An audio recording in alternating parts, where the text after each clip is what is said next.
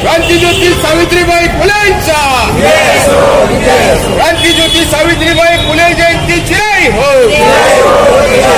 क्रांतिज्योती सावित्रीबाई फुले जयंती चिराई हो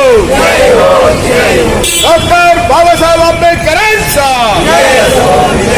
डॉक्टर बाबासाहेब आंबेडकरांचा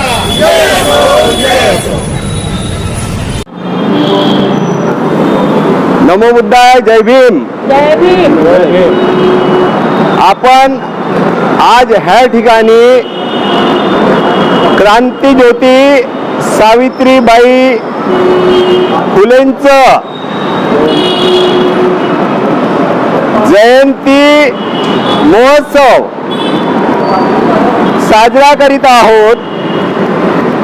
नागपूर महानगरपालिकेमध्ये निवडणुका लागल्यामुळे आपण फार मोठ्या प्रचंड प्रमाणावरती सावित्री आईचं जयंतीचा सोहळा जरी आयोजित केला नाही तरी नागपुरातील जो प्रसिद्ध ठिकाण आहे कॉटन मार्केट म्हणतात त्या परिसरामध्ये क्रांतिज्योतींचं स्टॅच्यू आणि महात्मा ज्योतिराव फुलेंचं स्टॅच्यू आहे. ह्या ठिकाणी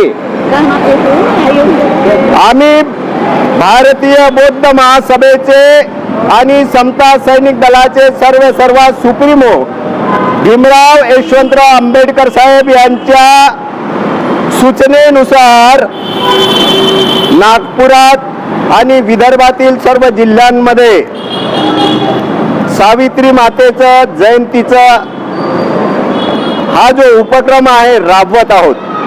सर्वांना माहिती आहे ज्या काळामध्ये ह्या देशामध्ये पेशवाई नांदत होती, माणसाला माणुसकीचे अधिकार नाकारले जात होते आणि ज्यांना माणुसकी काय हे माहीतच नव्हतं.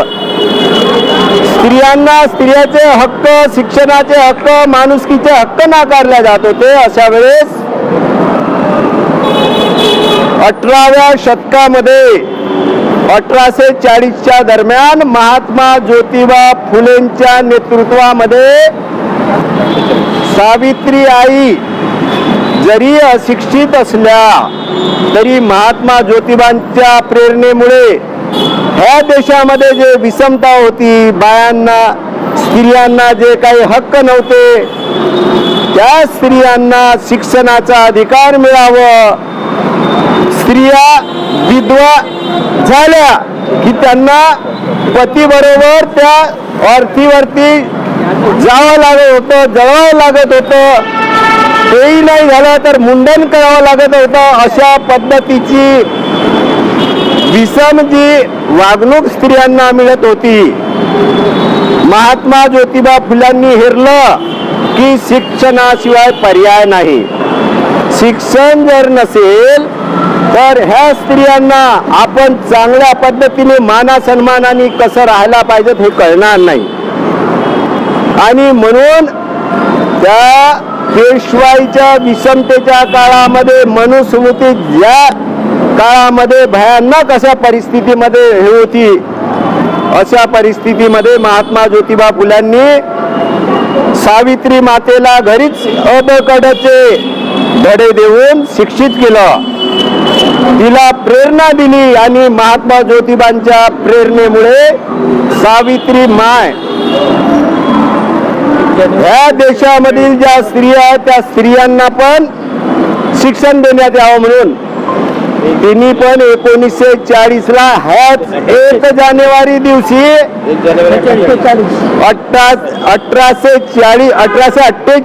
1848 ला सर्वप्रथम प्राथमिक शिक्षण सुरू केलं.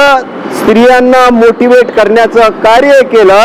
स्त्रियांना हे जे काही असे विषम व्यवस्था होती ह्या देशामध्ये त्या विषम व्यवस्थेच्या विरोधामध्ये तुम्हाला सर्व माहीतच आहे इतिहास.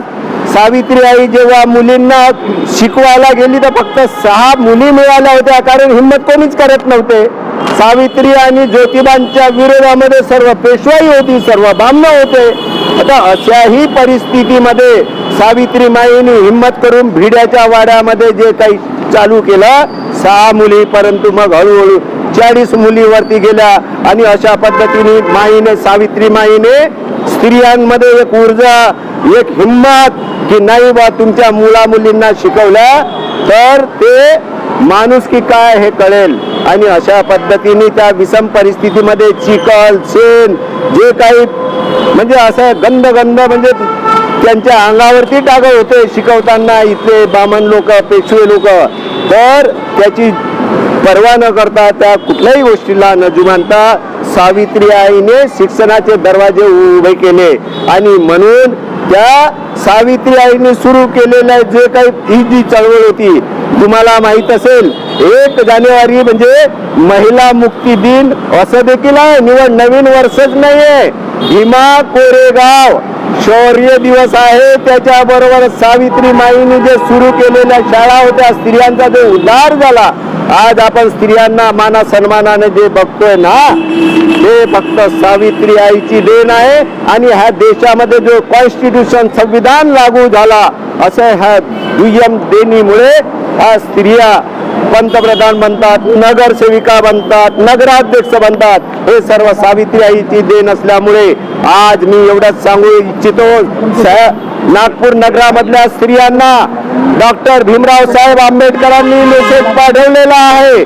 भारतीय बौद्ध महासभेचे जे आमचे राष्ट्रीय सल्लागार आहेत बाळासाहेब आंबेडकर, बाळासाहेब आंबेडकरांच्या नेतृत्वामध्ये ह्या देशामध्ये तुम्हाला माहित असेल मध्य प्रदेशमध्ये जे घटना घडली है ना, बाबासाहेबांची विटंबना करण्याचं आज फार मोठा वंचित बहुजन आघाडीच्या वतीने मुंबईला फार मोठं प्रदर्शन आहे. तर अशा विषमतेच्या परिस्थितीमध्ये बाळासाहेबांना ह्या म्हणजे जो काही राष्ट्रवाद आहे, राष्ट्रवादाच्या विरोधामध्ये जे काही कोणी कृती करत असतील त्यांच्या विरोधामध्ये लढण्याची बाळासाहेबांना ताकद मिळायला पाहिजे. याच्यासाठी नागपूरच्या महानगराचे इलेक्शन आहेत आणि भारतीय बौद्ध महासभेने पण ठरवलेलं आहे बाळासाहेब आंबेडकर जे काही कार्य करत आहेत ते स्वतःच्या जीवाची पर्वा न करता ह्या देशामधील जो वंचित समाज आहे, बहुजन समाज आहे, बहुजन समाजाच्या गरीबातला गरीब जो वर्ग असेल त्याला उच्च आणि सन्मानाचं जीवन कसं जगता येईल. बाळासाहेबांनी ह्या नगर परिषदा ज्या झाल्यात, गरीबातला गरीब जो समाज आहे त्या समाजातल्या झाडू मारणाऱ्या बाईच्या मुलाला नगरसेवक केलं, भांडे घासणाऱ्यांच्या मुलांना नगराध्यक्ष केलं. असे ते बाळासाहेब आहेत. बाळासाहेबांचे हात मजबूत करण्यासाठी आज सावित्री आईचा जयंतीचा दिवस आणि नागपूरमध्ये ज्या काही निवडणुका होऊ घातलेल्या आहेत तो दिवस असा एक म्हणजे कोऑर्डिनेशन करून